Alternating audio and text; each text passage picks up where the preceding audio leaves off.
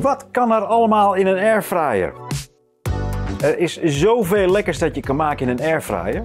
Of je nou wilt frituren, bakken, grillen of roosteren, het is allemaal mogelijk met dit apparaat. Iedereen weet wel dat je friet kan bakken of oversnacks kunt bereiden met de airfryer. Maar wist je dat die dus ook echt ideaal is voor het afbakken van broodjes of zelfs het klaarmaken van complete taarten?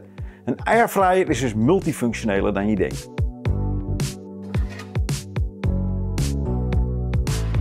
Daarbij maakt hij geen gebruik van vet, dus snacks zijn ook nog eens gezonder dan dat ze uit de frituurpan komen.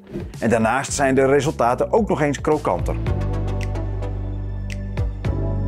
Experimenteer eens met verschillende gerechten om je airfryer optimaal te benutten en geniet van een gezonde, smakelijke maaltijd. Eet smakelijk!